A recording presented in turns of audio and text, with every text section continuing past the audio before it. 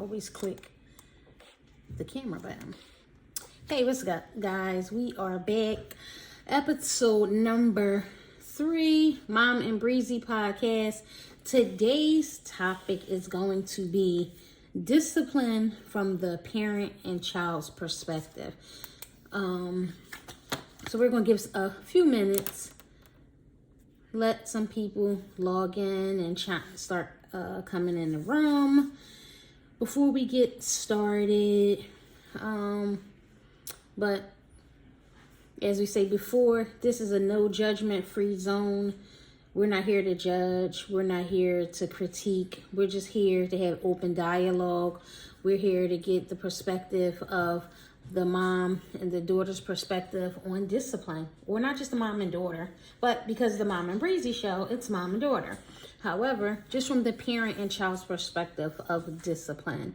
And, you know, we get some thoughts from you guys out there. And, you know, what do you guys think? What is too much? What is not enough? Is there an age criteria for your young ones for discipline? Is a certain criteria of what should be done or what shouldn't be done for your youth as far as discipline and things like that?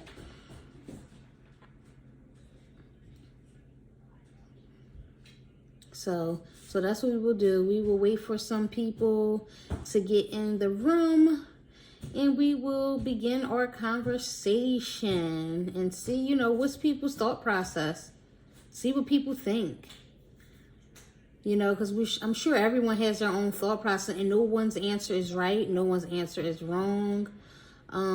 It's just a matter of, you know, what do you guys think? You know, because we all have our own perspective on what's what and how it should be or how it shouldn't be. But at the end of the day, you know, like I said, it's no wrong answer or no right answer. It's just your answer, what you think or what you may think about what the consequence or discipline should be for your child. What works for your household may not work for another person's household. What works for one child may not work for the other child. So that's a different way we could look at it as well. And what we think would be the best ideas for that. So, you know, is there a difference? Should there be a difference of discipline according to age or whatever? Should it be a difference of discipline according to what is being done? You know, should it be a difference? It's all about perspective, right? So let's wait for some more folks to come on in.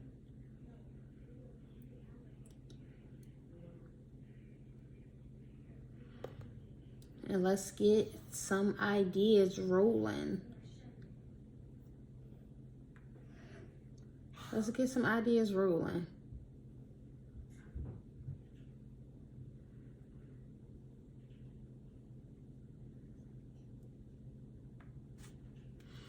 And see what people's thoughts are. So Sandy, what you could like kind of start. What do you think is too much? Or let's not even start there. Let's start let's see. What do you think is the proper age? Not even that. What do you think from your perspective it would be the best discipline for you?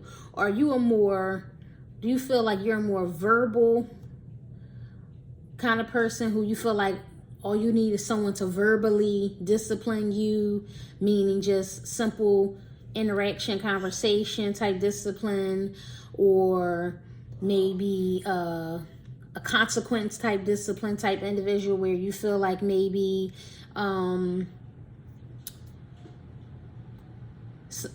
getting your phone taken, or, not being able to, go to a fun event that you had planned, or being on punishment where you got to stay in the house and you got to stay in your room, those type of things. Like, what do you think is your better part of what you would have suggested? Now, being that you're 18, right?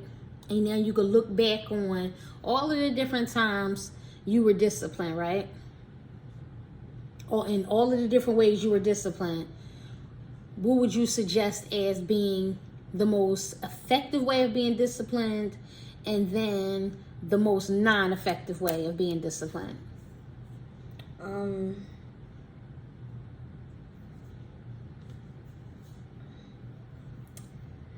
don't really feel like any of the discipline really worked. I think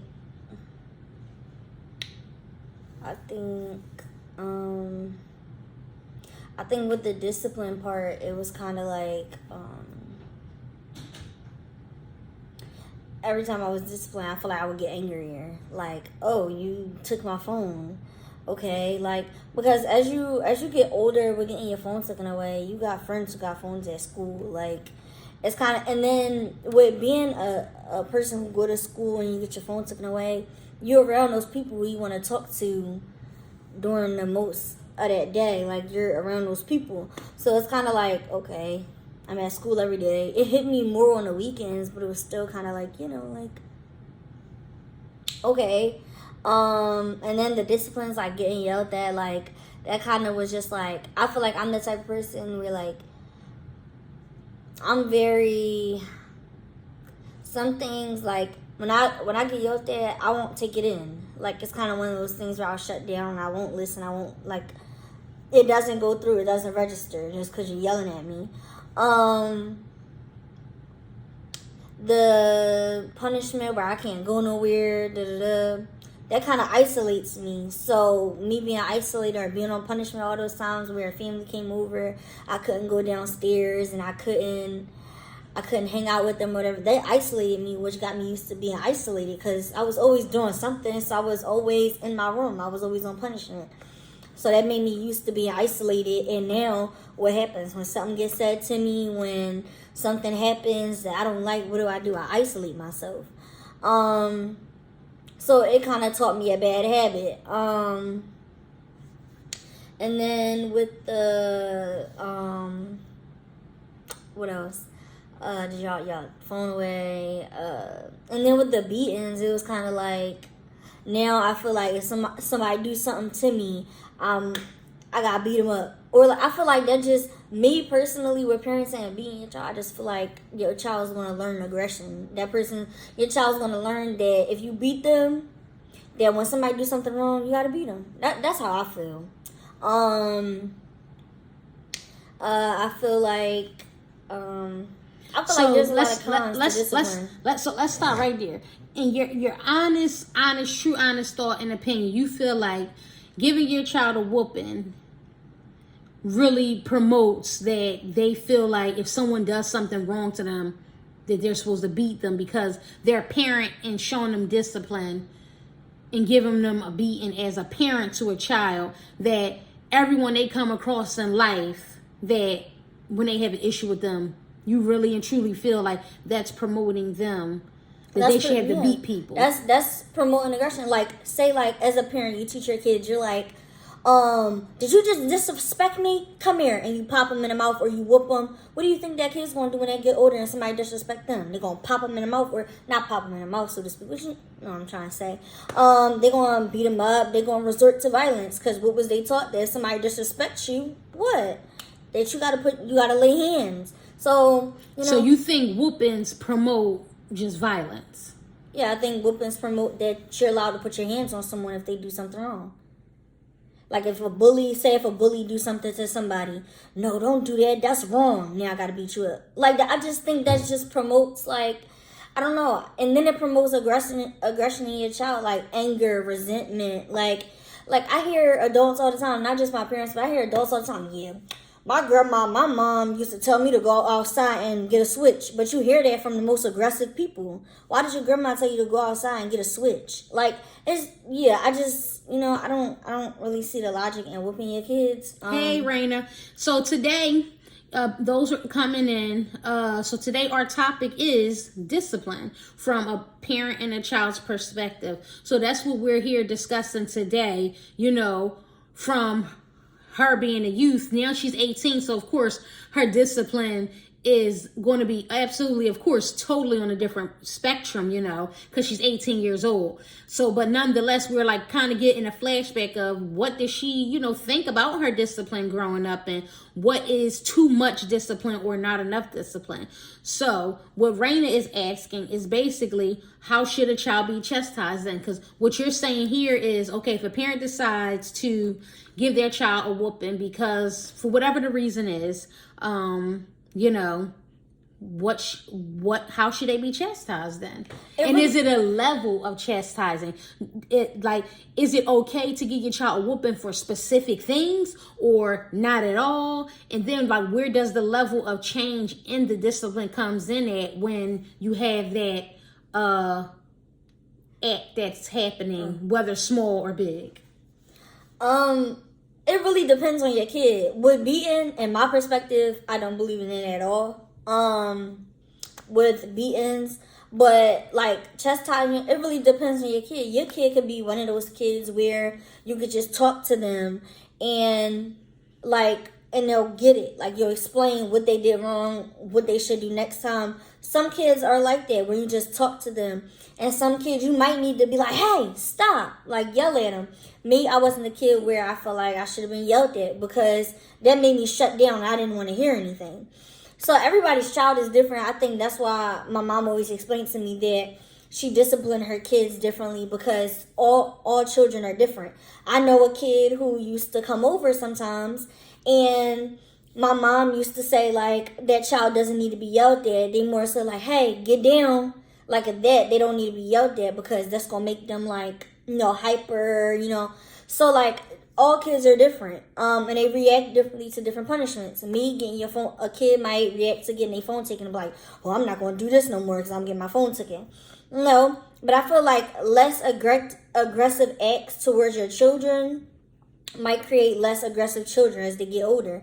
Because if you continuously yelling, cursing at your kids, beating on them and stuff like that, not beating on them saying you abusing them, but at the same time your kids are gonna take it a certain way, and they might, because the people who tell me about their beatings and stuff like that really are aggressive people. So it's kind of what comes out of a whooping. I've never heard of a kid get a whooping and never do it again. Or there are some kids who are just soft and sensitive like that. Then you create scary kids who jump at everything after getting whooping. So it's kind of I don't feel the reason in that. But light punishments, something phone taken away. You can't do this, you can't do that. Maybe TV or something like that. But it really depends on your child, because you don't know, I just feel you gotta learn your kids. And I feel how you learn your kids is, getting close to them. And then once you know their weakness, some people, I know somebody who disciplines their child just by embarrassing them. They embarrass their kids. I don't agree with it, because I don't like to be embarrassed. I don't like my friends coming around and suddenly the joke is on me. I don't like that. So it really just depends on how your child is, what works and what doesn't work. I just feel the aggressive, what is it? The physical discipline, I don't feel that works. Yeah, that's how I feel. Okay, so just to touch and back on everything you just said, right? So you just said for you, taking your phone, you didn't like that, taking your phone because that made you even madder. Yelling at you, that didn't work for you because that just made you more angry and aggressive. Physical didn't work because it just made you mad and aggressive. So for me, with just the dynamics of you and your parent, is that none of the things that you just mentioned that is okay for other people and their children was an option for you, because for you, you're saying it didn't work for you because I didn't say it was a bad discipline. Physical, I don't agree with it. No, I'm just saying. I wasn't saying it was bad. It just didn't work for me because I'm just like I've proven in the past couple lives and episodes that that I learned through circumstance. Like I learned through life experiences or bumping my head, so to speak. I don't learn through, because you taking my phone for the day. No, the taking my phone didn't make me angry. It just didn't work because those people that I was trying to call and text and everything, I was at school with them 5 days a week. So I was only not talking to them for 2 days out of the week. So it was kind of like, I wasn't allowed to have social media. So it was like my phone was really purposefully. The only thing I was missing in my phone is me reading books and stuff. So like that was the only thing that was getting taken from me is reading, because I was talking to my friends 8 hours a day at school, and then I was going to bed as soon as I came home. So like it really didn't work for me. The yelling at me, it just made me shut down. What else? The beatings and okay, so all of that, what you're saying, right? So just flashing back, right? You're saying it didn't work. So what was your thought? What is your thought now? Like, if you could flash back the time, right, and go back to those days when you were a teenager, a youth, or whatever, and you were getting punished for different things or whatever, with you saying none of the things that did occur from young age till now, nothing worked, right? What would you have suggested then? If you're saying none of that stuff worked, what would you have suggested? Would you have suggested that we just allowed you to just bump your head, so to speak, and that's it? Like, not say anything, just let you go through life and bump your head, and that's just it? Well, I want to say I don't think I was I didn't do bad stuff as a kid. Like, I just got the way I was, like, in the past 2 years. Like, I don't think I was a bad kid. I just threw tantrums in school. Like, I would, like, say, like, not saying that's not a bad thing. Not at all, clearing it up. But in school, like, say if I would talk or something like that, or the teacher would say something, she would, like, put me on red. And I would throw tantrums because the teacher, da-da-da-da. Like, that's what I would, like, get in trouble for. And then I come home and get my phone taken away for. So, to me, I never did any, like, I never, like knock something. I don't know, like, what do kids get in trouble? Because that's what I got in trouble for, throwing tantrums in school. That's what I got in trouble for. I never got in trouble for, like, I know some kids who get in trouble, like, them kids would purposely pull the alarm on school. What do kids get suspended? Okay, so, like, I've never been, like, run up and down the halls, knock on doors, skip class, and get suspended. I've never done that. So I've never gotten in trouble for something like. So are you saying it's levels? So that's what we're talking about here. So are you saying it's levels to the discipline? Because I can speak openly about this myself. She never was a kid who just got suspended from school, like unruly behavior and things like that all the time or anything like that. I think she was suspended from school in her 12 years, well, add an additional year, 13 years, because she had to do pre-K twice because her birthday's in December. So let's say 13 years, right, of being in school. She might have been suspended 5 times, if that, over the 13 years she's been in school, maybe 5 times. And that started coming, of course, in the later years in like middle school, starting to smell yourself and getting caught up into some drama with girls in school or, things like that. So no, she wasn't a kid who got in trouble in school like that to where she was getting suspended or different things like that. But she did have a very bad temper to where, she did kind of talk too much in class. So, they did the charts, the color charts, and you had to put your clip down and change your color. And she would snap out. So with that being said, what would you say? Are you saying it's levels to the discipline according to, because like you said, so you're a kid who got in trouble, who got a phone call home from school because you threw a tantrum because your color got changed, right? And then you have Johnny here who got in trouble from school because he got suspended because he was running up and down the halls and he pulled the fire alarm. So now he's suspended for like 3 to 5 days. So would you say Johnny deserves a beating? when he gets home because he got suspended for 3 to 5 days, and now he's suspended from school. And Breezy only threw a tantrum and got her card flipped or whatever, and just a phone call home. So does Johnny deserve a whooping? Or does Johnny just deserve a talking to, or like his electronics and stuff being taken away from him? And does Breezy just deserve a talking to because her crime, basically, let's say her crime was lesser than his crime? Like, what would you say? Okay, so like my punishment.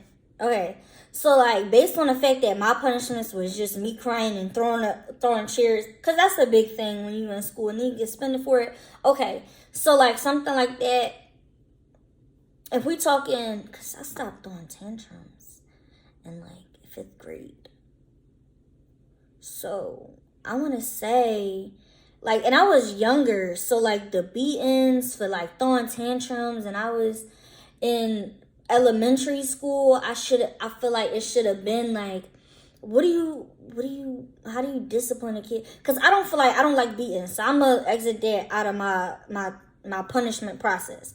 I don't like them, so I don't really know, how do you discipline somebody who's in elementary school, and also with everything that came with that child and why she was throwing tantrums and everything. I don't really know. I don't really know how I should have been disciplined. So what you're saying is like you just totally disagree with a corporal punishment, so to speak. That's what they would call a corporal punishment, right? You're totally in disagreement with that, right? But you're really not sure what the punishment should be. It should be a punishment. So now let's clarify that. Do you know it should be a punishment though? Yes or no? Yes and no. I can't. So let's deal with the no. Why do you feel like a kid who goes to school, their parent gets them up, they send them to school, they talk to their kid, have a good day, they give them their speech every morning when they drop them off at school, they go to school, mom pulls off, dad pulls off, kid goes into the building, parent gets a call 11 o'clock, hey mom, hey dad, your child had an incident today. They threw a tantrum. They might have threw some things around the classroom. They might have did this. They might have got loud. They were probably a little disrespectful. Just wanted to let you know that. Okay. Child comes home. Boom. How is the parent supposed to respond to that? Okay. So based on the fact that I was in elementary, and this is 4th grade and under, based on the fact that I was in elementary when I was throwing my tantrums and stuff, I feel like I would figure out, while my child was throwing tantrums, figure out a way to prevent more in the future, and talk to the teachers as well to see like what happened, what led to that, And then also as the punishment when a kid come home is mostly like no snack, because your kid like snacks, they like food, so like maybe no snacks, and go to bed a little earlier than you usually would, because you want elementary kids want to stay up a little to watch Caillou, whatever, because you're in elementary. And yeah, I feel like whoopings is, I don't know. I just feel like stuff like that is like, but elementary that's a little for attention, that's a little harsh. And for the person and for the kid who's in the elementary who pulled the fire alarm, okay, the same thing. Like no snacks. Figure out why they did it. Talk to them, because I feel like that's a big thing with the kid, and me as a kid, I feel like that's the best thing you could do with the child is talk to them. I feel like when you have an open dialogue with your child, that's the best punishment, so to speak, because what kid want to hear their parent talk and they try and go and watch TV? To talk to them, they snacks, early bedtime, because most kids want to stay up late or whatever. So just that. And then with me, like if your kid gets suspended in elementary school, they pull the fire suspended. I don't feel like a 2-week punishment plus they suspended is like that's kind of a little like harsh, because I already can't go to school, so I'm already gonna be home with you all day. You already yelled at me. You already said I couldn't have no snacks for 2 weeks. Like it's kind of like I feel like that's overdoing it. Because I already have the punishment, no school. That's already a punishment for me. That's already discipline. I never understood that part of parenting where my mom would like I would. No, but that's everybody's personal preference. I don't believe in the belt because I've heard many stories of people getting whoopings and they were still doing the same thing they did last week. So what you gonna keep whooping your kids every time they get in trouble? Say your kids get in trouble on Monday, something drastic, and then they get Tuesday, boom, Wednesday. You gonna whoop them every day? I don't believe in that. So yeah. So, like Raina said, some kids, yes. Every situation doesn't have to be a physical punishment. Every situation doesn't have to be a real aggressive verbal punishment.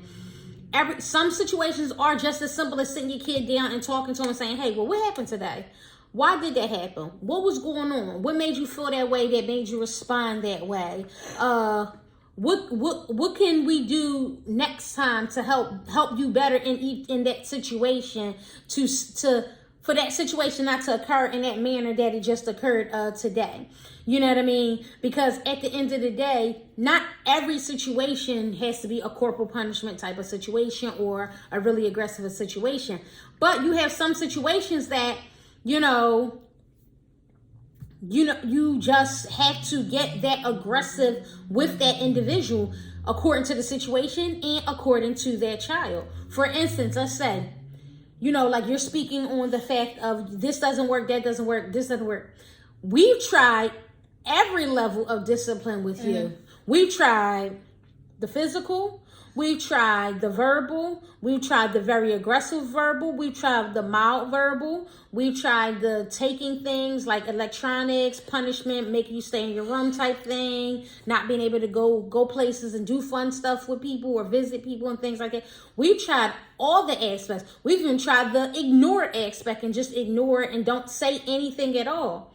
And in honesty and retrospect of everything, on our behalf, it's almost like to a degree, none of it changed your perspective on most of it, because if we yelled, you still did it. If we fussed, you still did it. If we whispered it, you still did it or didn't do it. You know what I mean? So it's like, no matter the circumstance, sometimes, certain disciplines may not work on certain individuals in that moment. In those moments, but in the future, it could possibly help that individual to look back when they have children, or just in general, look back on life and be like, you know what?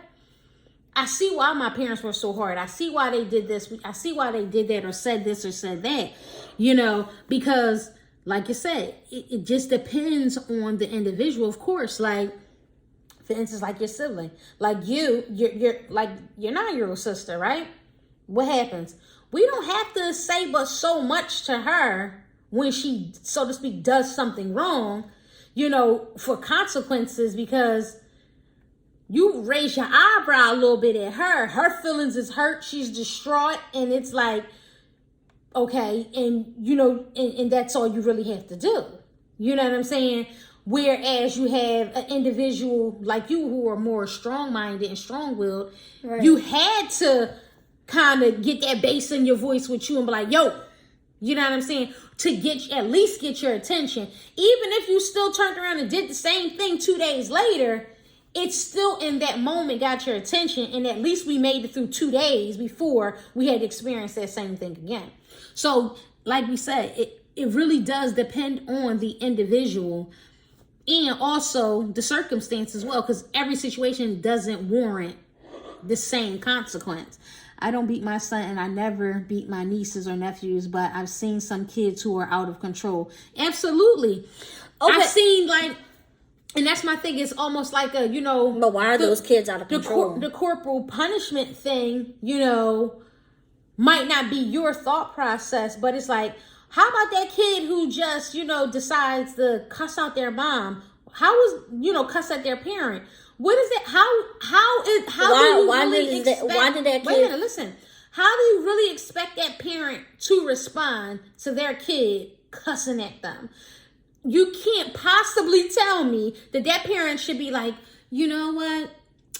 I see that you're angry. I see that you're upset. And be really calm and just talk to them. And they just cussed at them and, talk to them all kinds of sideways and disrespectful and really expect non-corporal punishment. The average parent, if their child was to cuss at them in a response to consequences or talking to them, I'm almost certain 90% of parents is going to result in some kind of corporal punishment with that individual for disrespecting them in that manner. So, and like you're saying, what caused that child, like elaborate on that. What do you mean? What caused that child to cuss at their parent? Because my thing is, I don't care what's going on. It's no reason you should be cussing at your parent. But that's how you're living in your household. You put down boundaries and you put down, just like you'll think that a mom and a daughter shouldn't interact the way, a mom and daughter should react. Like, you might think that a mom and a daughter shouldn't be in a car rapping to a song that's singing cuss words. You don't think that's okay. But in their household, it's okay. But they still have some type of boundary. So you don't know what boundaries that wasn't set in their household to where that mom allowed that. You don't know what the mom and dad is going through to where the child sees that what's going on. The mom is letting that child walk over them, never says anything about it. But when they're in public, they're like, come on now, don't do that, because they're in public and they don't want them to see that they're allowing their child to do that. So you don't know what's going on in that household for that child, because children do only what you allow. Oh, well, listen, let me stop you there.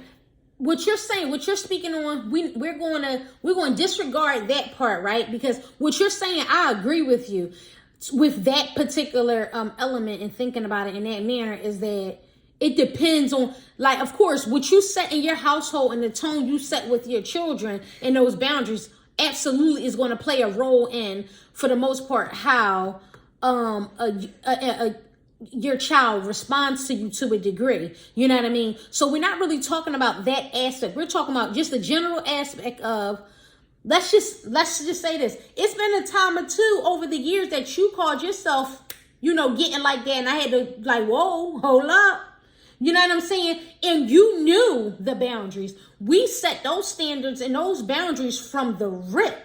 You know what I mean? That you knew this was a line you should never cross with me, because I'm not playing those games and playing that role. But it was a time or two you did step over that line. You like teeter-tottered over that line and kind of tested me with it, like, and kind of, did a little Billy Badge on, and I had to bring it in like, wait, hold up, So with that being said, even with boundaries, kids still will try you and test you, even with boundaries. So with those boundaries, and a kid responds to their parent like that, do you really still feel like that parent should never be any corporal punishment? Should it always be a, no, Sally Sue, don't do that again? Or let me get that phone, or you can't go have fun, and then that's just it? With those boundaries in place already. We're going to say that boundaries are already in place. I didn't say yelling at your kid was a problem. No, I'm not saying you saying that. We're talking about the corporal punishment. You're talking aspect. As like physical discipline. I'm not gonna, because I've been in a place where, like, I don't feel like telling your kid. I don't feel like your kid say something like, your kid go, what, mom? And y'all going back and forth. And you feel like you told them it was a boundary that shouldn't be crossed. And now you like, I'm about to punch you in your mouth. I'm about to I don't believe in it. I don't, because then that draws a line where I feel as though, like, your kid starts to see you as somebody on the streets, as you're threatening them like somebody on the streets. But you're coming at your parent aggressively as y'all having a conversation, right? Mm-hmm. But you're saying that parent is not allowed to get aggressive with the child, but the child could get aggressive. What's the because difference it's going to change aggression and, I don't know. I didn't have different standards. But I'm just saying, so you're saying it's okay for you and your parent to be in a verbal like altercation just about going back and forth. You're aggressively talking to your parent and they're aggressively talking back to you because it started off as a conversation. But the child can't argue with herself. No, what I'm saying is y'all started off in a conversation and things became a little more, things started to escalate and became aggressive, right? Mm-hmm.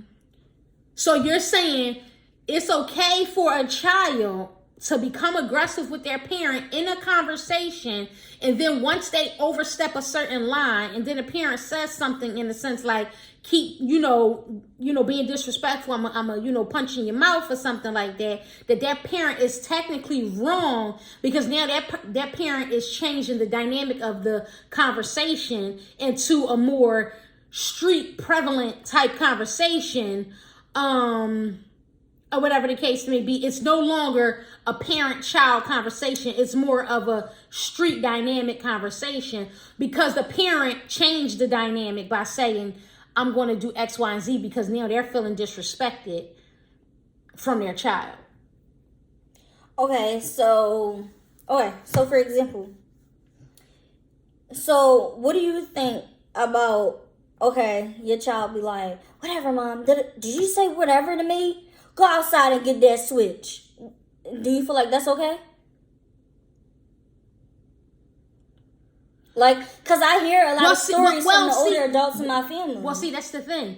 It depends on the individual, too. For me, I'm not going to say I'm going to whoop you because you said whatever. Now, I might feel, highly disrespected because it's like, who you talking to? Like, who are you, whatever? And so I might feel highly disrespected and might be feeling a little aggressive at that moment because it's like I said, who are you talking to? I'm like, I'm your mom. Who are you flagging and saying whatever to? But you might have another parent who looks at it like, whatever, you flagging me up. Yep, go get that belt. Go get that switch. Because why you disrespecting me? Because the level of disrespect taken in from some parents is just totally not tolerated and will not be tolerated. And they will respond possibly in that aggressive manner like, whoa, wait a minute, like, yeah, it is whooping time, but then you might have a parent like me who I'm not going to feel like that's whooping time. Now I might want to get aggressive. Like I might want to grip you up and be like, yo, get close and personal with you. Like, all right, now you teeter-tottering over that line. Like we going to stop it here to avoid you from furthering going and becoming more disrespectful, So now in that moment, no, I might not want to give you a whooping. But I'm close to the line, like, all right, say something else. And that whooping might be coming. You know what I mean? But in that moment, another parent, they don't got that next comment, and then they going to give you a whooping. In that moment, it's just going to be, listen, oh, it's whooping time because they want to set the tone there that this is what we not going to do, and you ain't going to do it again. So for that one particular child, that whooping in that moment might change them. Like, whoa, oh, my mom wasn't playing. I ain't never seen my mom get like that. So you know what? I'm not going to do this again because for one, I don't want to disrespect my mom, right? But then two with it, see stuff like this. Wait a minute. Two, I'm not going to do it again because I don't want that butt whooping like that again either. You know what I mean? Mm-hmm. But then you might have that individual who look at it like, oh, she whooped me. Oh, she think that's going to stop me from whatever. And they most definitely might try that again. It's like if I would have flagged my parents, I would have been sipping through a straw. That's abuse. Like, that's not okay. Like, telling your kid to go out and get the skinniest switch in a yard, that's not okay. Like, I don't feel like, and I'm not going to say it's not okay, like arguing with anybody who's saying anything, but I just don't feel like that's okay. Because I had whoopings. I didn't get a lot of them, but I got whoopings, like, and I used to, and I would get called like once a year. I used to, it was still a whooping, but I used to get called weird because like people would catch me like fighting my stuffed animals and stuff like that, or I would have baby dolls and I was like, shut up, get it up. I'm telling you, it makes a kid aggressive. Like, I've heard guys talk to me and they'll say something disrespectful, or we'll be arguing. And like my 3 year long, my boyfriend, I'm telling you, it makes you, he'll disrespect me. I'll be like, who's you talking to? And just punch on him. Like, it's not okay. Like, I feel like it makes you more aggressive. I've heard guys who like, I'll just talk to him and answer a question. They be like, why you gotta be so aggressive? Were you always on the fence? I'm telling you, it makes you aggressive. So we're like, I see my little sister with her babies, like, do-do-do-do-do-do, because what she didn't get whoopings. So that do-do-do child, I'm not that do-do-do child. I was my little Mickey Mouse stuffed animal slamming against the wall. I'm telling you, it was bad. I used to grip the face out like that. It was bad. Like, so I feel like I don't feel like it's okay. I feel like it teaches your child other things, like, that it's okay for if you do something, somebody to hit on you or something like that. It's not okay. Like, you come home, you don't do the dishes, your boyfriend slap on you. It tells them it's not okay. I don't feel like it's okay. Your boyfriend, but see, that's that's totally different. Your boyfriend slapping you because you didn't do the dishes, that's abuse. Your parent spanking your butt because you were disrespectful or got in trouble in school, that's discipline. That's not abuse. Now, there's a difference between discipline and abuse. I didn't mean it literally, although I wouldn't have gotten my behind whooped. I would have gotten my behind whooped. Absolutely. It's a difference between abuse and, how do you know those lines between abuse and discipline? And spanking your children. How do you know those lines? Because of course, punching your kid in the face, like, that's totally abuse. If you just cold cock your kid in the face, yes, that's abuse. But your kid getting smart with you and being disrespectful and you pop their lips, that's not abuse. Because I wanted to talk about this too. Boys and their discipline. Because I feel like the way boys is disciplined, that's abuse. Just body shotting them. I don't feel like that's okay. Well, I mean, it's a difference. Like, it's like I said, everything is just preferential. Like, it's per preference or per parent or whatever like that. Like, and boys, like a simple like pat on the hand, like you would pat your daughter on the hand, might not be the same for a boy, because boys are. So it's not okay to cold cock your daughter in the chest, but it's okay to cold cock your son in the chest.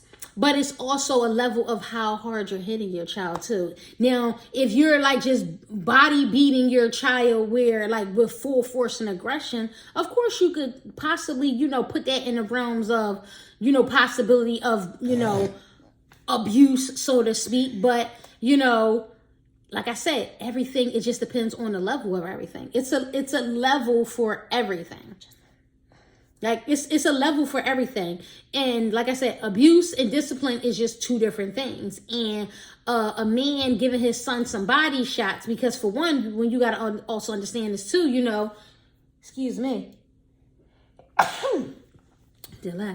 You have like sons who are bigger than dads, who are, so dads got to set their tone with their sons. Like, yeah, you bigger than me, or you going to be bigger than me. But can't understand, you set your tone a different way? But understand.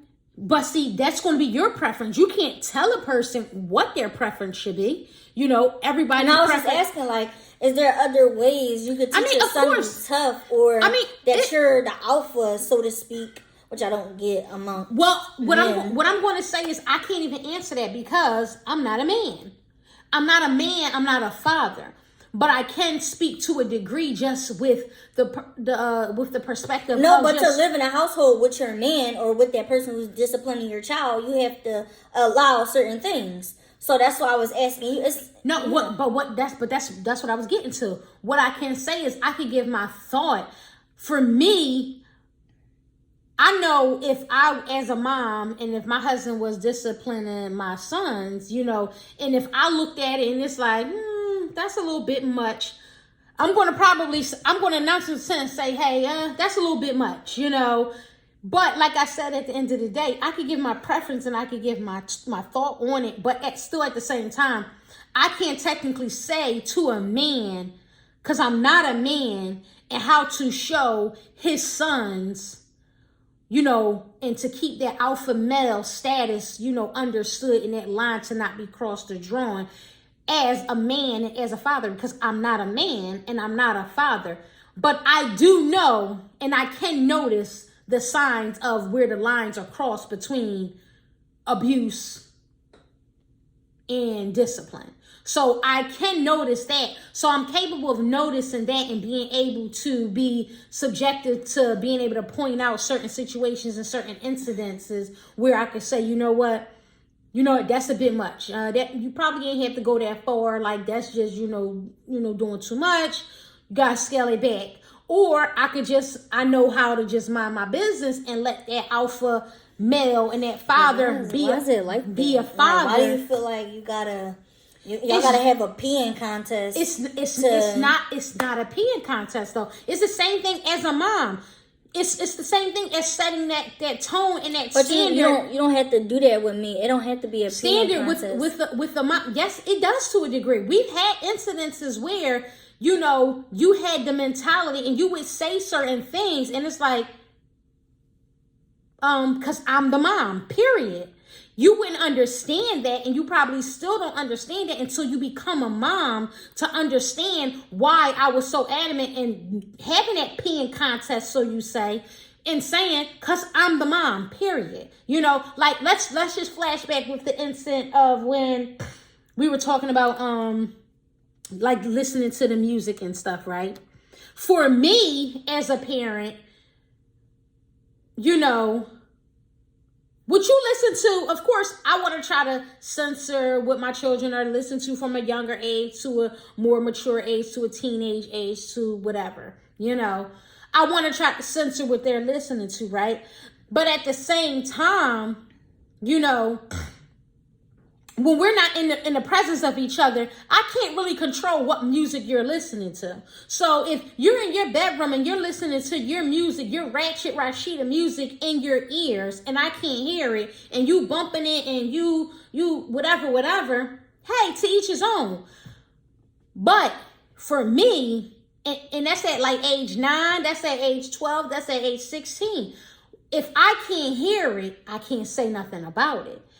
Now, like I said, I have tried to set the tone of what music is appropriate and what's age appropriate and what's not age appropriate, especially with it not being censored. So some songs I find that's kind of inappropriate, but it's like, if it's the edited clean radio version, I kind of don't mind my 10-year-old listening to, because it's the edited version and it's not sounding as explicit and the words aren't as bad, and it's okay. But if it's the non-edited version, explicit version, of course I for sure would say to my 10-year-old, no, you can't listen to that. I don't want you to listen to that. I don't approve you listening to that. So it would be, that's just what it is. Now, like I said, in your private time, if you got your headphones in and that's what you're listening to, despite me saying I'm not okay with it, if I can't hear it, that means I don't know about it. So of course I'm probably not going to say anything about it. Right, but wait a minute, listen. I've always known that, which like wait, let me finish. But then turn it over to being with your parent and listening to certain music or whatever. It's just like, even some edited versions of stuff still was kind of like inappropriate, because it's hard to change the wording of certain explicit songs. So it's still like one of those songs it's like, well, it's the edited version, and it's like, it's almost like it's not edited because the words are still very raunchy or whatever. So being with your parent in the car at a young age and you're listening, for me, on my personal preference is, I'm not listening to Cardi B with, what's that song? What was that song? Huh? WAP. It's no way for me as a parent that I'm in a car blasting WAP with my 13, 14, 15, 16-year-old, and we just both, singing all of the explicit. It's the explicit version, and we're just popping off and we're rapping this together. It's just no way I'm doing that. That's my personal preference. I've seen and I've watched parents in the cars with their, teenage 12, 13, even 10-year-old And we're not saying there's anything sons, wrong with that, because 10-year-old sons and daughters, and they're doing that, and that's their preference. Not knocking them, not judging them, because you or can do that with your anything kids, like but that, still have boundaries, or whatever the case may be. But for me, it's a no. For me, I'm just not comfortable with being in a car singing suck 'em, lick 'em, pop 'em, coochie, booty, bubby, on all of that with my teenage child. I just personally, I'm not in agreement with that, but I'm not knocking anyone else if that's what they choose to do, because y'all might have y'all certain situation, whatever your boundaries are with your relationship or whatever the case may be, to each his own. So with that being said, you have to draw the line, and it was a time where you felt some type of way. It was like, Mom, it's just songs. No, I only felt that type of way. It's because I've seen other like families. I see on Instagram. I have friends who have parents like that all the time, where like their parents might be a little less like hardcore and more friends with their kids than they are always just completely parents and stuff like that. Like I witnessed that. So it's kind of like I kind of did for some way, like, why can't we have this friendship mom relationship like I see other people have? And I had to realize that my mom is my mom at the end of the day. So, however, whatever her preferences had to be my preferences, because she's not going to be like that. She's more of a parent than she is a friend. So that I had to become okay with that. I'm okay with that now. I know there's some things that we can talk about, some things we can. And that may have limited my wanting to talk to my mom, but it's like you just gotta kind of like, when you have boundaries and stuff, like, you just gotta kind of like deal with other people's boundaries, because that's their limit and that's their boundary. So I kind of got used to it. So all right. So I can vouch with that and say this. So today's topic is based upon discipline from the parent and the child's perspective. But of course, different things come out, questions are thrown out there, comments, and just other things that kind of intertwine. So, we never have to stick to one particular topic, but we usually have that one particular topic to start off, to spark the conversation. Like I said before, our first episode, second episode, today is our third episode. This is a no judgment free zone. We're not here to judge anybody and tell them they're not being a great parent because they're doing something that we don't agree with, or vice versa. Right. We're just here to just get the perspective from the parent's point of view and the child's point of view with no judgment.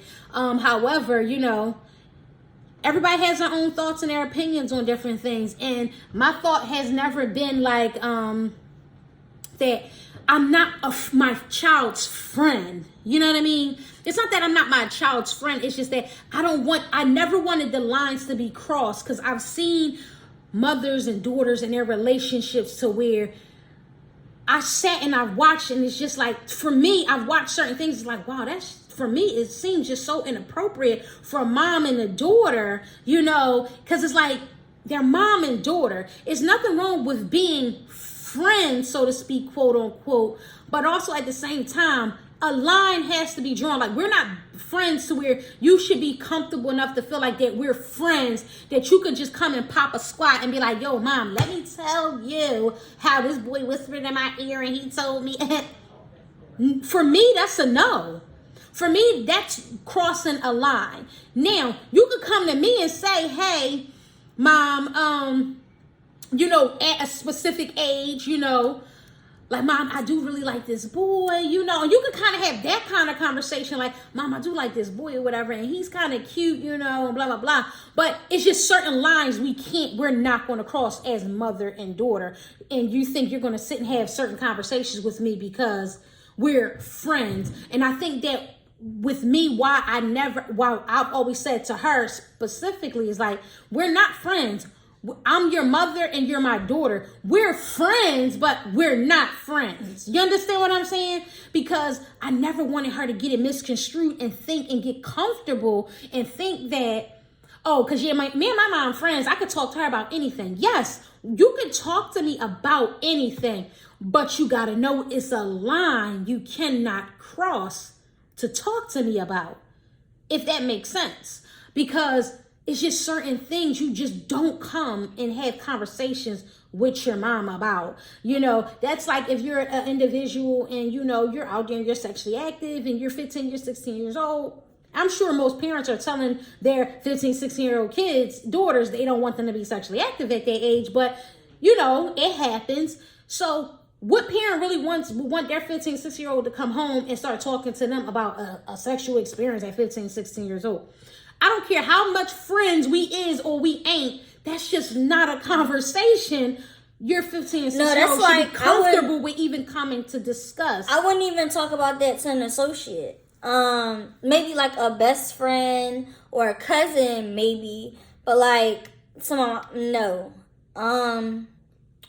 But I feel like me, like my experience of growing up and stuff like that, I would want my daughter or my son, because sons, they be shutting down all of that. I would want to create an open space where you are telling me that you are having intercourse. Now, not go into detail, but you do tell me that this is what you're doing. I do want you to come in and be able to tell me anything, but censor it and have boundaries, but be able to come and tell me. There wouldn't be no line. To me, there's no line. There's not a line where like, oh, you can't talk to me about this. I feel like there's a filter. Put a filter on it. That's what it is for me. No, that's when you go shopping, you wouldn't want to put a $900 limit. I don't feel like that's a line, because you're saying a line, to you, filter. I mean, you say tomato, I say tomato. I mean, I think it's more so, you might be just being critical of the wording, but it's all the same thing. Filter, it's a line you just don't cross. Because we're saying the same thing. We're saying it's okay to come to your parent and say, well, this happened, blah, blah, blah. But like you said, the details is not necessary. Like the details isn't necessary. So it's a line you don't cross. You stop. Like, this is what happened. But you don't go into details about it. So it is definitely a time and a place. And, I remember saying something that would be a line or something like that. But, like, what you're saying, like, to me, like, if my kid came and told me, like, if me and my kid are having a conversation, and, like, because this scenario happened, not exactly the way I'm about to say it, but it's happened, and my kid then came and told, like, say me and my kid was having a conversation, we having boom, boom, boom, and the conversation surrounded by a topic, and I asked, like, hey, why such and such, da-da-da, and I tell you the reason, and then it's like, whoa, why would you tell me something like that? I'm not even supposed to know that. Well, you asked, like, and then it's like, you're not supposed to tell your parents something like that, and da-da-da-da. Like, to me, if I'm asking a reason, like, I'm going to expect the response that I'm asking for, because I feel like parents, y'all ask stuff, and the thing is that y'all don't even know what y'all asking. You'll be like, oh, da-da-da-da, and the kid will blatantly come out and tell you. You'll be like, that's almost like we're not ready for the real response. Yeah. We ask the question, but we're not really ready for the real response. Right, and it's just like, well, you asked, and now it's like, you da-da-da, now you judging me because I answer, or you judging me because of my answer, but you asked me what you asked me. So it's kind of like, do you want me to be truthful? Do you want me to tell you stuff? Do you not want me to tell you stuff? Is there like, because that's how I feel. Like, because there'll be certain things, like, say, like, you be like, oh, why did you decide to do this? And I'm like, honestly, Mom, I wasn't in my right mind. I was hot. And you'll be like, what? Why would you tell me something like that? Da-da-da.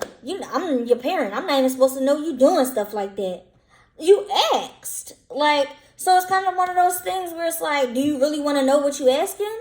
Like, and then you'll get disciplined for it. That's in the topic. You'll get disciplined for something that you honestly answered. Like, and then it'll happen like months ago, and then it's like you're disciplined. And it's like, bro, like, you asked, you wanted the honest answer.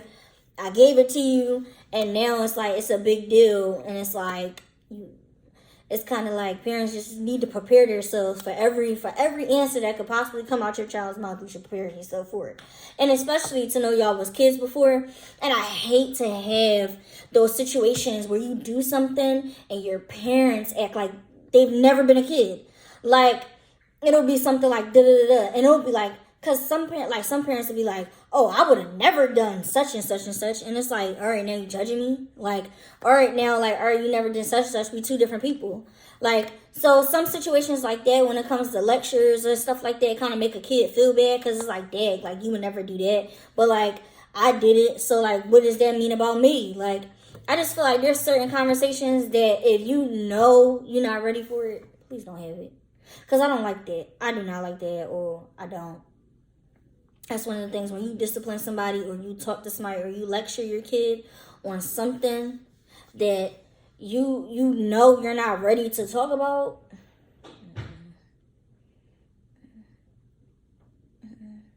Just like y'all teach us,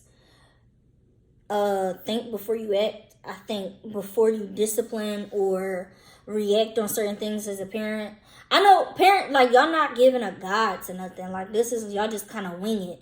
But like for real, that can affect the kid just winging it. Like I feel like you should think, you should like talk to other people, like, cause like just winging it, like it can like, cause we'll come and talk to you like you're not ready. This your first kid, a teenager or something like that, and you do something, and then it affects us when you react this way about the thing that kid just did, and then when the next kid do it, you react a different way. Then it's like, you did absolutely nothing when they did it, but when we did something, it was a totally different thing. With that, it's kind of like the thing of, that's kind of an unfair like statement, because that's like you just growing up. It's certain things when you were growing up that as parents, we didn't say nothing to you about at all. We didn't respond to it at all, but we responded to this, but we may have not responded to that. Or we gave you a consequence for this, but we didn't give you a consequence for that.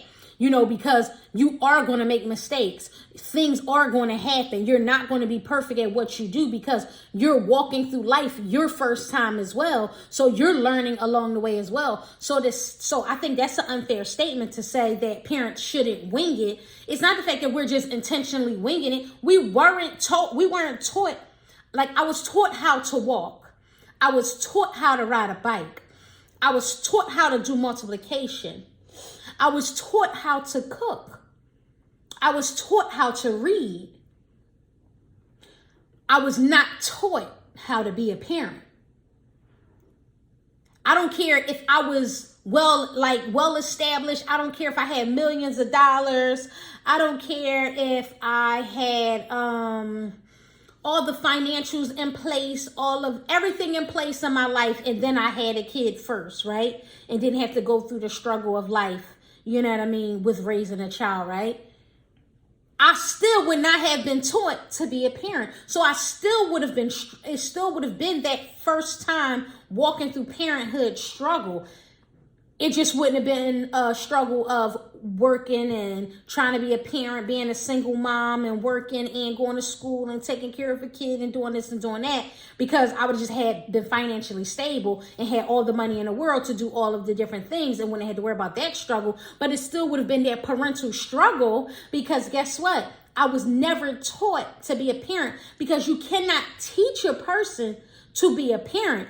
It's just something you learn along the way. I could have even went to an individual who had 17 kids and said, before I had a kid, and said, teach me how to be a parent, right?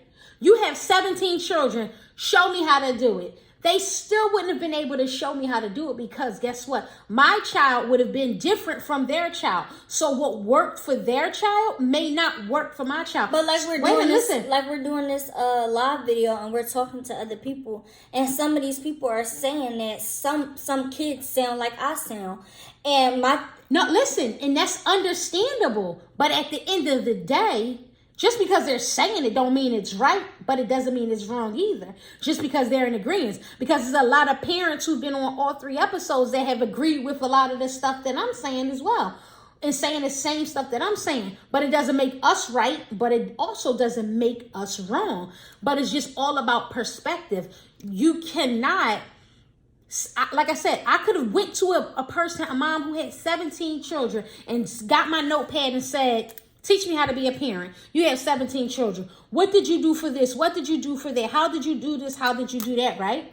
And guess what? She could sit me down and give me a book worth of knowledge, right? And I could take all that information home, have me a kid, raise my kid, use all of that stuff that that person gave me, and guess what? Absolutely none of it could possibly work. And and things could turn out just how they would have turned out had I not asked that person for that information. Things could have still turned out the same way. Of course, I'll never know, but needless to say, it's all about perspective. You can't be taught to be a parent. You have to maneuver and use what you think is best for you and what's best for your child, and just pick and choose. Try this, try that, try this, try that, and see what best works for you and your child. And like you said, what works for you, how I might have responded to you with something, I might not now respond and utilize that same thing with Pudo. Why? Because for one, y'all are two different individuals.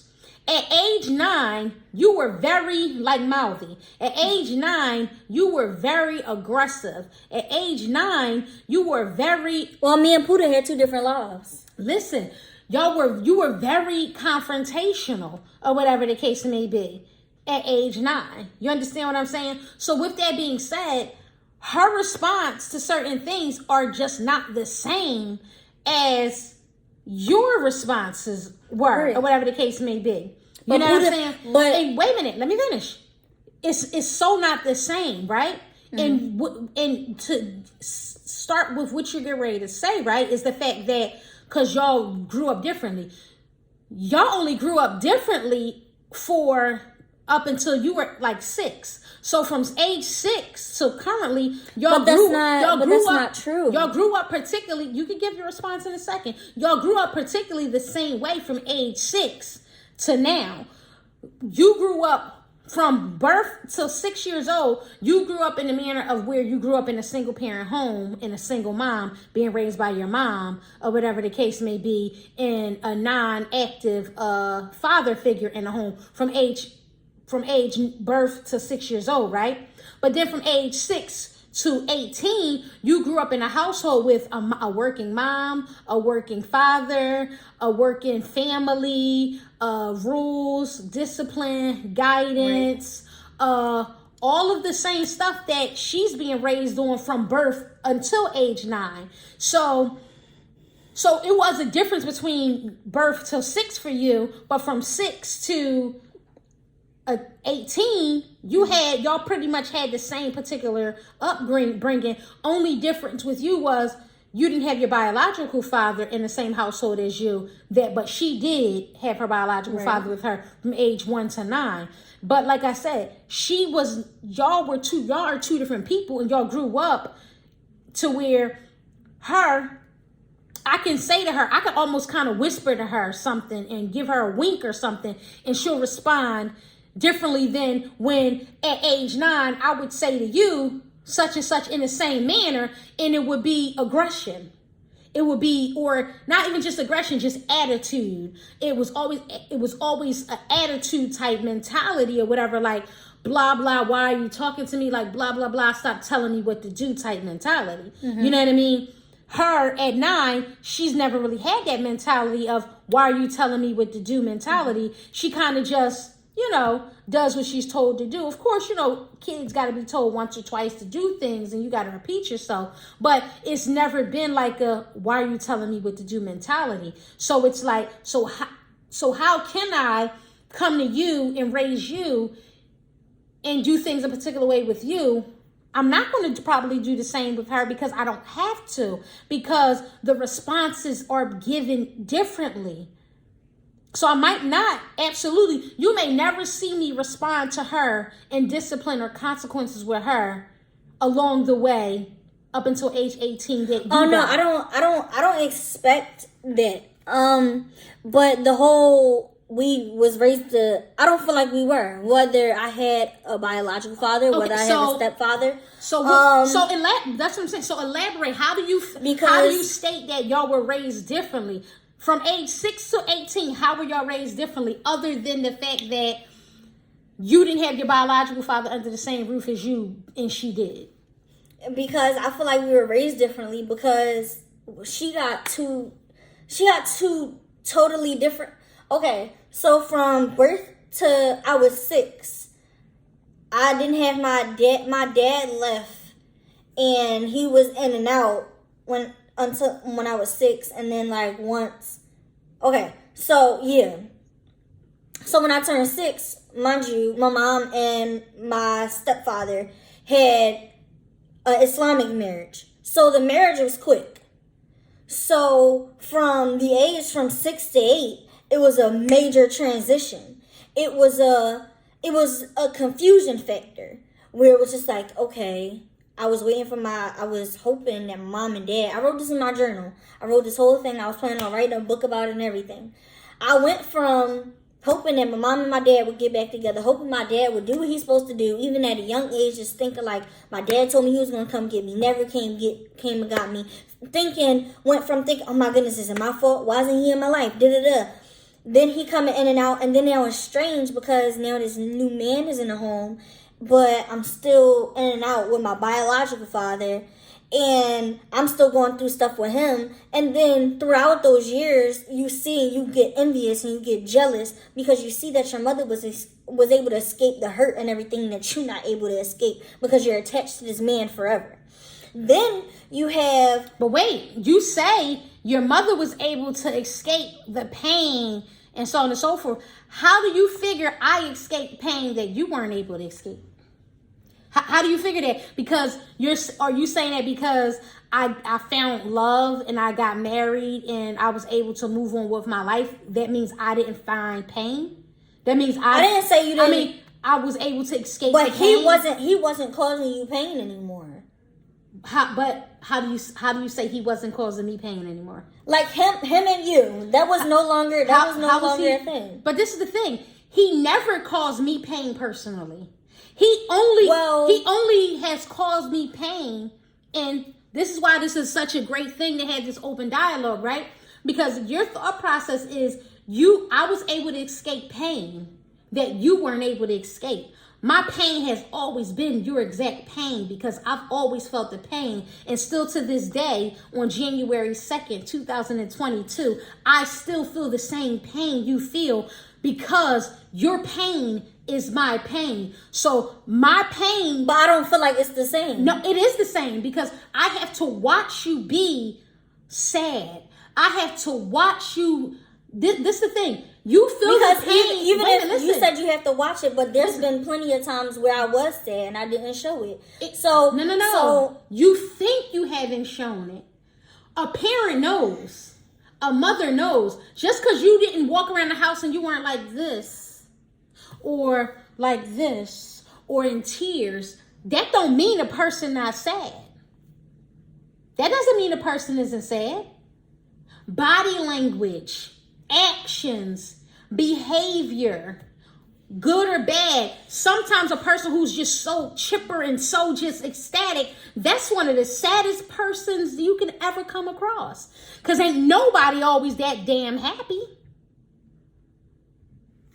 So with that being said, exactly, Raina, I knew our pain might be different to a degree because your pain is the missing of the father's love or whatever. But my pain is because I can't take away the pain of my child. And I know it's nothing I could do to take away that pain. But this is the thing.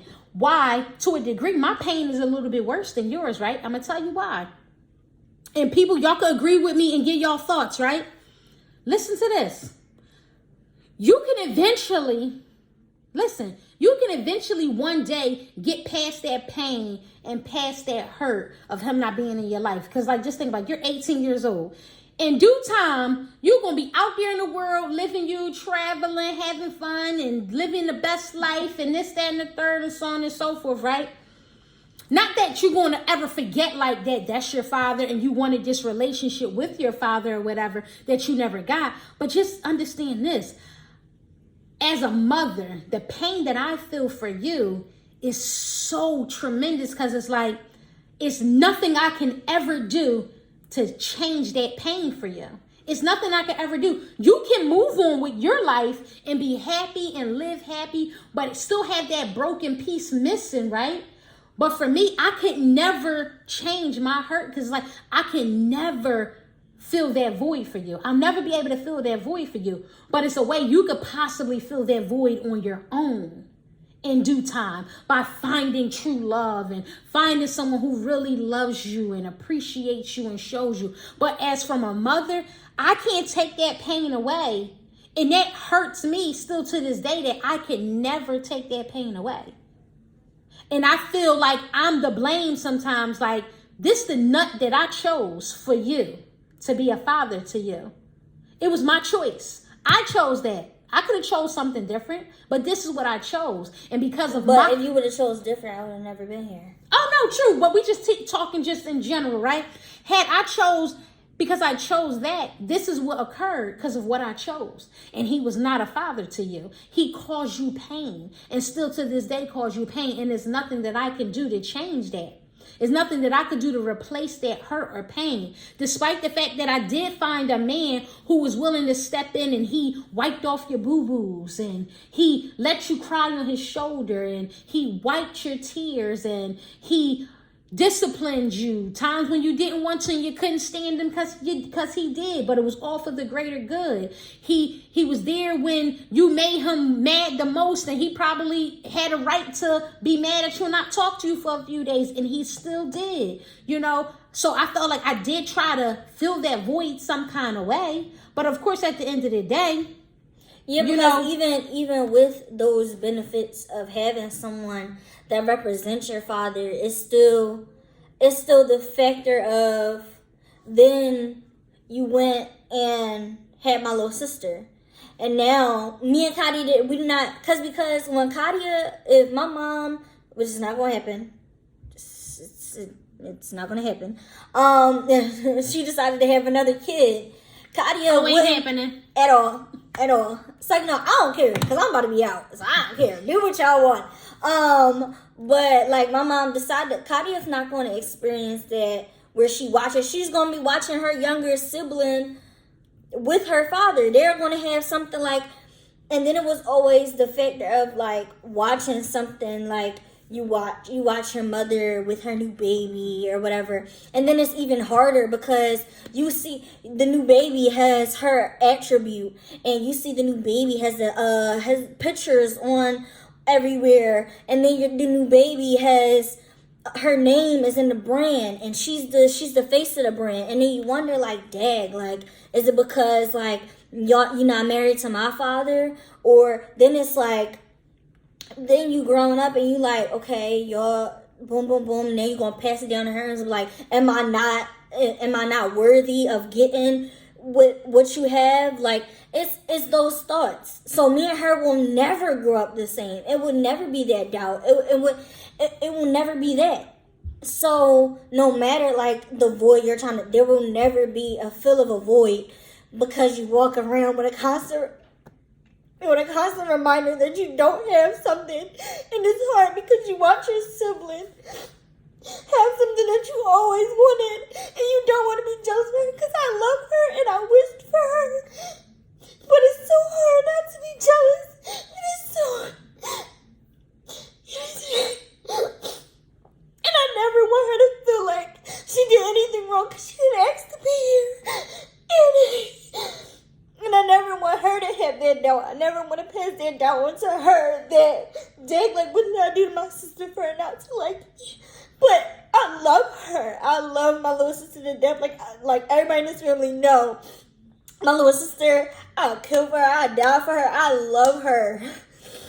But it's just that experience. And you can't, and I can't change the past. I can't change anything. I can't change nobody's point of view. I can't make him be a dad. I can't rewind. I can't do none of that. I just have to figure out how to deal with the constant pain because it's nothing my mom could do because she chose happiness, and I am happy for her.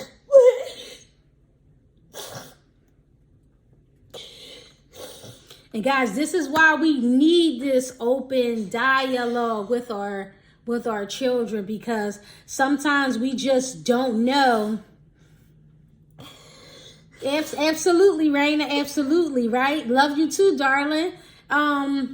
This is why we need this open dialogue, because sometimes we just don't know. Like, for instance, like she just said, oh, because Mom, you were able to move on in happiness. Like, no, that's not true. Because still to this day, like, to have to sit and watch this, how as a mother do anyone think that I feel? You know what I mean? As a mother, to have to watch this pain, and it's nothing I could do. It's nothing I could do. It's nothing I could do to change this pain. It's nothing I could do to take away this pain. It's nothing I could do to improve this pain. Because everything that I could do, that I felt that I could do as a mom to help, I've done.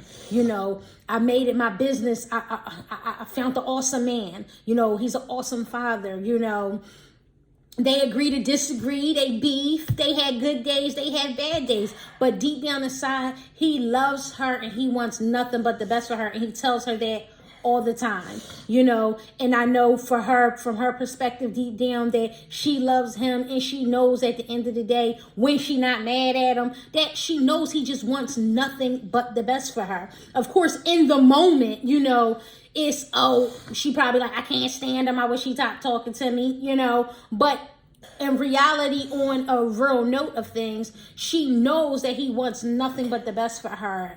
You know, being hard and being strict and all of that kind of stuff. You know what I mean?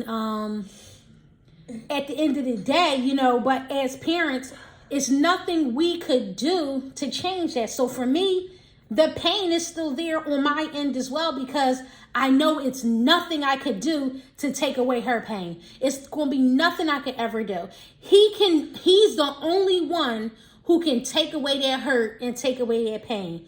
No one else. No one else.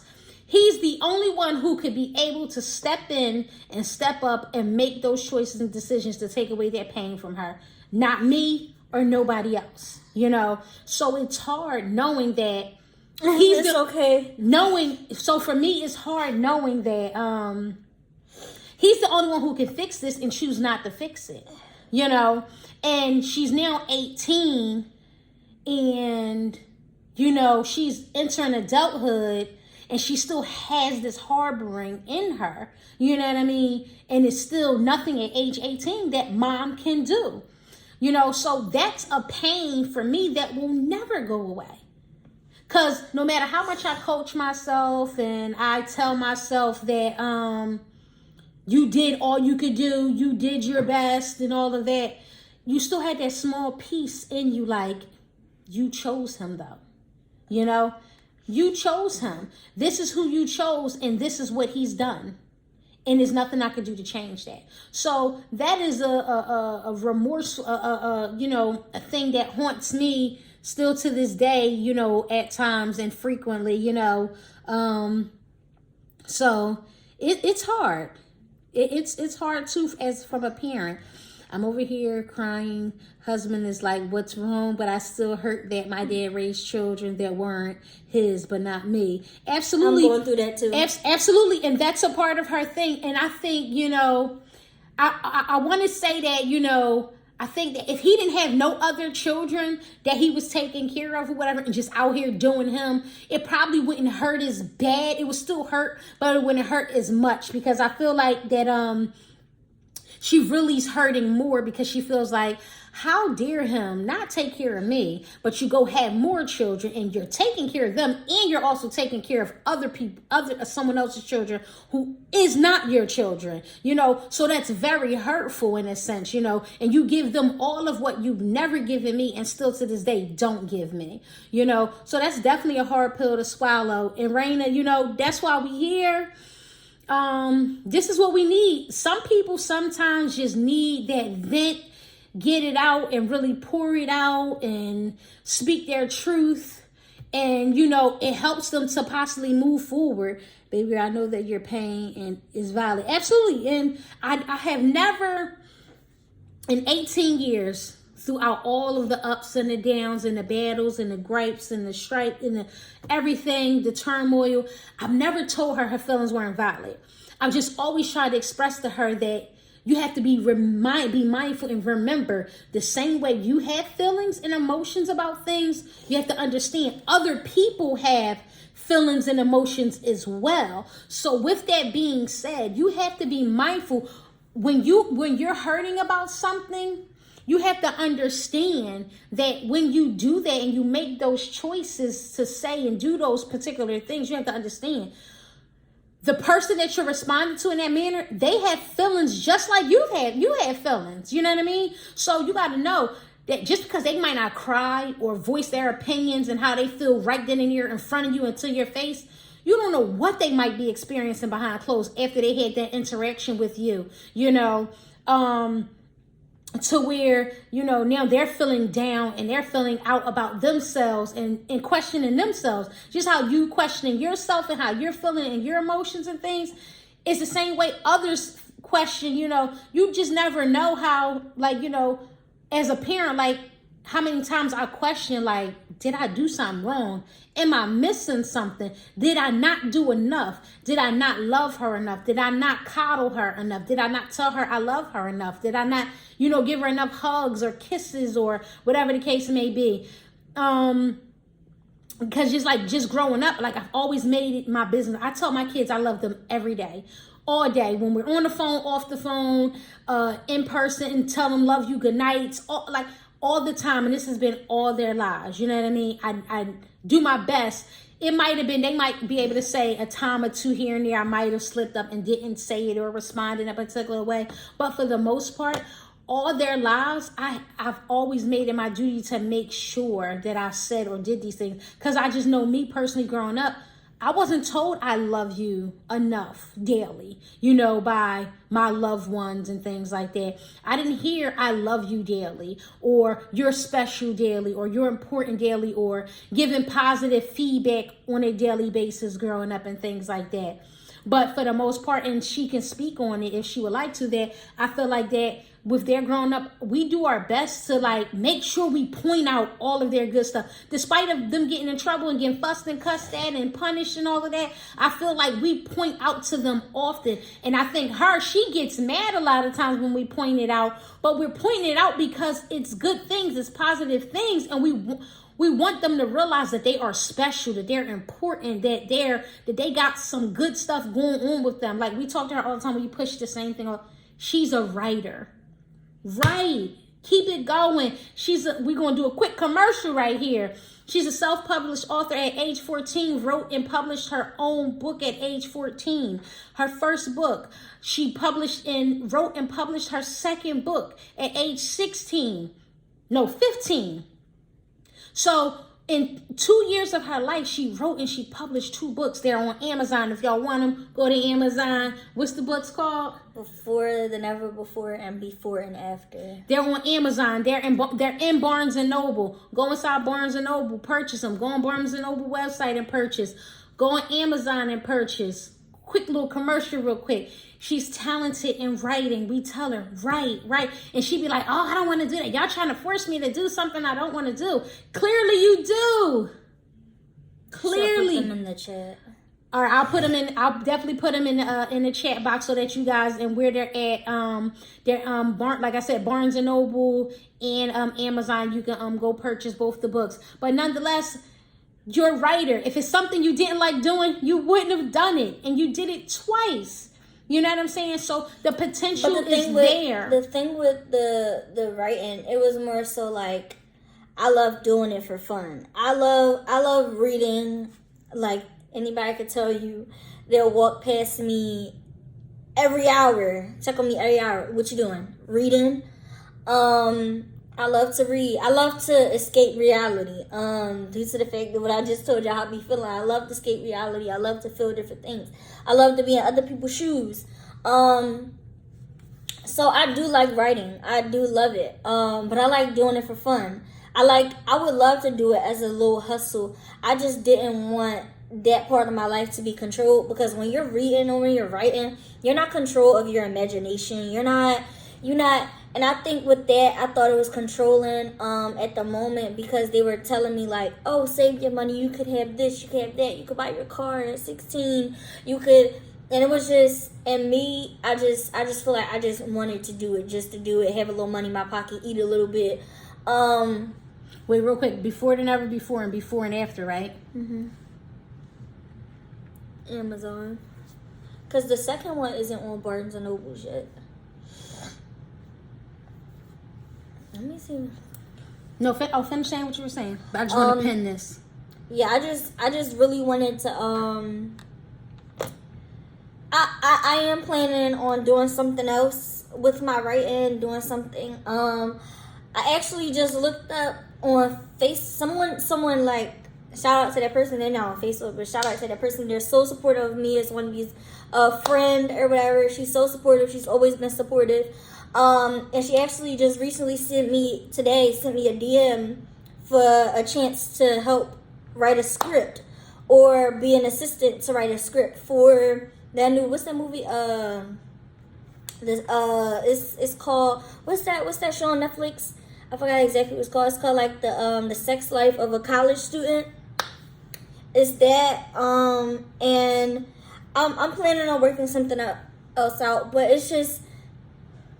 Absolutely, Chanel. Listen, a biography book. We tell her. It's gonna be a biography. Listen, or whatever you want to call it. Like, but I told her, like, she gotta write. She gotta write. She has to.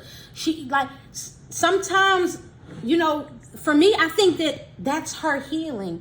I think that's her open space. I think that is something that helps allow her to be very expressive and open-minded and things like that. So that's what I tell, write. When you get upset, instead of having a temper tantrum or throwing a fit or becoming angry and aggressive, write it down. You never know what that writing, it might turn into. That might be your next bestseller or something. You just never know. But utilize your talents, you know, and take that hurt and that pain and turn it into something. You know, that's why I try to tell her, you know, it's people who are hurting all around the world, who are going through different types of things that, you know, are hurting them and it's taking a toll on them. And I try to tell her, you know, I've been through some things. Oh, well. Okay, I'll send it to you right now. now. Mom, I think it would be better for the proceeds to go to me, because, you know, Amazon take money out of it. Oh, absolutely. So this is what we're going to do real quick. So if you would like to purchase a book from Siani, you can DM me and I'll send you her Cash App, and you could purchase the book personally from her so that she could get all the proceeds. And I'll need your address as well. When she sells the books herself, she gets the full proceeds. When she, of course, if you purchase them on Amazon, of course, they get a certain percentage, and then they send her a royalty check monthly.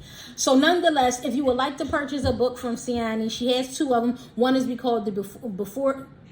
What's the books, girl? I can't say them right. Okay, so the first one is called Before the Never Before, and the second one is called Before and After. And I think they turned out the way they did because I did use my hurt and put it into the books to where my character went through some things. It's a children's book as well. Not children, like it's over 13 and over. And if you have a mature 12-year-old, they could possibly read it as well. So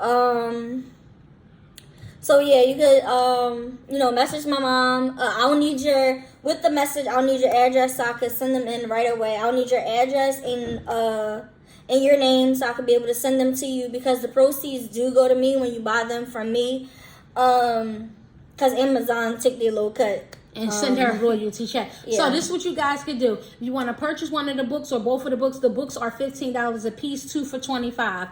If you want to purchase a book from Siani or both of the books, because they're a sequel, it's the one book and then the other one picks up and it's a sequel, so they kind of go together. So you want to probably get both of them. So yeah, one book is $15, 2 books are $25. And if you want to purchase the books from me, you can DM me, send me your name, your address, and I can send you her cash Cash App, and then you can Cash App the money to her directly, and then she will provide you with the books and send them to you out in the mail. So once again, but I also will put it in the link as well so that everyone can, if you want to just decide to still go on Amazon, check it out and purchase it, that's fine as well.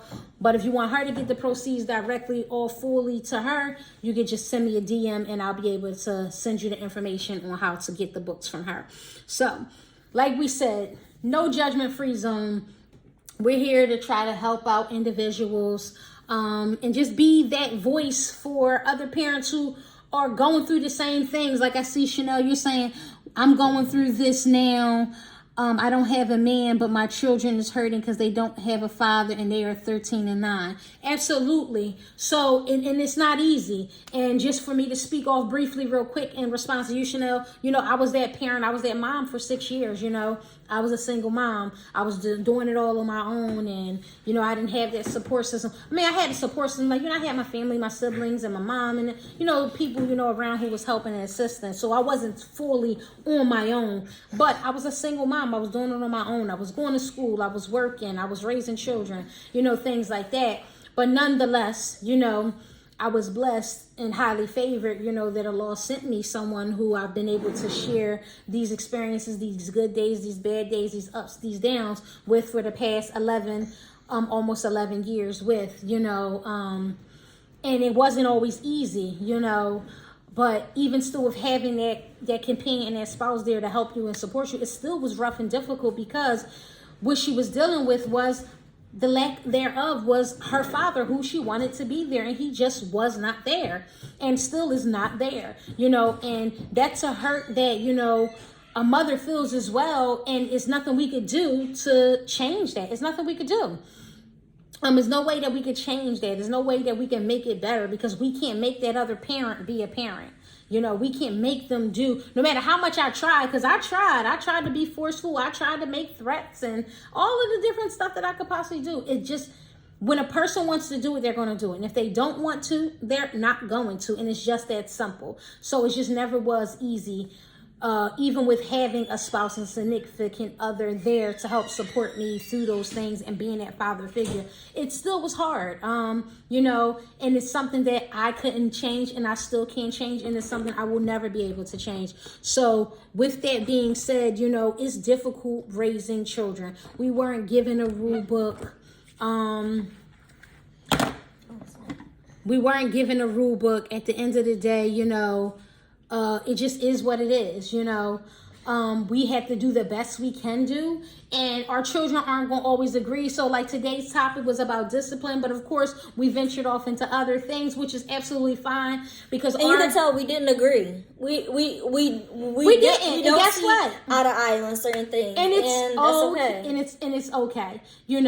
It's absolutely okay that we don't agree on things, because some things we're going to agree to disagree. Some things we're just going to absolutely not agree on. And some things we are going to agree on, but that doesn't mean we can't have a good relationship. And that's more so what this whole thing is about. This Mom&Breezy podcast is more so to just bring awareness for us to express and tell our truth, and maybe help another family dynamic, whether it's a mother and a daughter, whether it's a father and a son. And this is better for us to listen to each other. Whether it's a father and a daughter or vice versa, however the dynamic is connected as from parent to child. It just helps for us to be able to express things together, have that open dialogue, and go from there, and maybe possibly be able to help another family who is going through the same situations with their children, like Chanel you spoke on, and or an individual like Raina you spoke on, your childhood stuff that now just sitting through this podcast tonight, some feelings like kind of was brought back up, because that hurt never goes away. No matter how old you get, it just never goes away. It's still there. What them therapists, what them doctors tell you. No matter how much, therapy you go through, and the pain still never goes away. But the key is to getting to the root of that pain, talking about it, getting it out in the open, and now figuring out ways to cope with it and live with it because you don't want it to take control of your life. That's what you don't want. You don't want that hurt and that pain to control your life. And that's more so what we're trying to teach her is that, you know, you don't want that hurt and that pain to control your life and take over your life. You don't want to grow up and be a mean and miserable individual and always angry and always upset. We tell her all the time, you grow up like that, that's going to have you lose friendship. But that you not want to trust nobody. That has you, but that's why it's good to talk about it and be open, because you don't want to blame everybody for all your hurt. You don't, because everybody isn't a bad person. That's just like with police. All police aren't bad.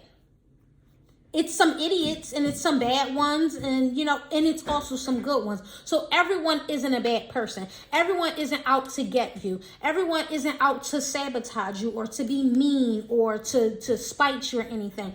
So you have to learn to pick and choose your battles, you know, and you have to learn how to live, let go, and love. Nobody said you have to forget. You don't ever have to forget. Because remembering those things, those give you character. That stuff gives you character. That gives you that strength and that oomph to look back on that stuff and be like, look how far I've came. Look where I was at. And now look where I'm at now. So it also, that hurt and that pain can also build character for you. You know? And so that's what we're trying to teach her is that take that stuff and let it build character for you. Allow it to build strength for you and not to control and consume your life. You know, because at the end of the day, you know, what's going to be is going to be. You know, you can't take away all of that stuff that happened in the past. It happened. Build a bridge and get over it and try to make good with your life and your lifestyle and the people who are in it, who are trying to love you and care for you and be there for you, you know. I'm gonna try to. I'm definitely not trying. It's not. And my mom could tell you, like my whole family could tell you, like if my grandma ain't here, my aunt here, people who know me, you know, I do not like people, and I think that comes from being hurt by a person. And then also, you see characteristics on other people. Like, there was a moment where I told my dad, I was like, I don't even want to date no guy. Like, not saying I'm going to go the other way, but, like, I don't even think I want to date or I want to get married. Because, like, you just see characteristics that you see in somebody who hurt you, and you really just don't want to, like, even try or put yourself out there. Like, because no matter how many adults say, oh, that's just this younger generation, that's just because y'all young and boys and da-da-da-da, that boy gonna be the same dumb boy that he grew up to be. And I feel as though, like, I really just dislike people. I don't like people. I'm not a people person. I'm not. Like, I'll have, like, my mom will tell you, I'll go into one school and pick one friend, and guess what? That friend a weird friend, and I'm gonna know that friend not gonna steal my boyfriend. I'm gonna know that friend. I'm telling you, I pick one friend out of the bunch, and she gonna be weird. She gonna act just like me, and she gonna be the only one I like, and everybody else I dislike. And that's a bad habit, and that's a bad thing, because I can miss out on a lot of opportunities with not liking people and shunning people who don't relate to me and stuff like that. Because there could be somebody who's completely opposite to me, and we get along. So I'm gonna definitely learn and try to be more social and just try new things and try to be more open about situations, and listening to other people. And I think this is helping me with that, because when it's my mom's turn to talk, it's my mom's turn to talk. When it's my turn to talk, it's my turn to talk. So it's like, it's a good way to learn communication and learn just like, because you'll know somebody listening if they bounce off of what you just said. Because some people will do that. Like, you'll tell somebody, like, give them a whole paragraph of what you don't like. Absolutely. You choose who, you choose who, you know, you can connect with on that type. And like you said, you chose him because he's a nurturer. Absolutely. And, like, I think it's also a bad thing with not having your dad in your life either, is because you'll think you choosing a good guy. Like me, I thought I was choosing a good guy, and I thought he was the best thing in the world because he had straight A's. He was a good kid. And, like, he was just so arrogant and so, like, and just so nonchalant. And I think, although I have treated him wrong for the Absolutely. It's hard to be able to separate certain things sometimes because you start to connect those things with those with those negative things you experience, especially with that one individual who has hurt you or wronged you so much. You start to connect all of that different stuff together. So that's absolutely true, Raina. Chanel, yep, she got this, Chanel. And communication definitely is key. Absolutely. That's what I'm learning, because you can't know what somebody want, like, and that's with me and my recent boyfriend we were just talking about. He was talking and he was saying if you talk to me and tell me and stuff like that, and that's why I'm not talking no more, because I didn't communicate. And we were always talking about how if I got a problem, come and talk to me. If you have a problem, come and talk to me. And I think that's why I went wrong and I stopped talking to him, is because I didn't communicate. That was my bad. Just who said that about her husband? Yeah, I literally just cut him off. Just blankly just cut him off, didn't tell him, didn't express my feelings, why we had to stop talking, why we could have been just friends and stuff like that. So I get it, and I understand that communication is everything. Absolutely. Because you could definitely lose friendships, relationships, family ships, all of that with lack of communication. Because all it takes is for a simple conversation. And it doesn't mean that you're going to agree in that conversation. You could totally agree to disagree. You could totally disagree, or you could totally agree. One way or another, the conversation was had. Everybody's to an understanding of what you feel, what I feel. I know you feel that beatings is not it. Mm-hmm. For me, I think you might gotta tap it a little bit occasionally, according to the situation. And to each his own at the end of the day. You know what I mean? But you're not wrong for your thought. I'm not wrong for my thought. It's your thought. It's your opinion. It's my thought. It's my opinion. I think when she has some kids and they get on her nerves, she's going to be like, bap, bap, bap. But that's what she thinks. But no, I'm not even going to bring my kids over here. Because you're not beating my kids. You're not bring them over here. You're not, no. But nonetheless, there'll be some furniture moving. Move it around. Yeah, yes. But nonetheless, right, communication definitely is key at the end of the day. And as a parent, it don't mean we're always right. It doesn't mean we're always wrong. As children, it doesn't mean they're always right or they're always wrong. At the end of the day, communicate. Try to get to the bottom line.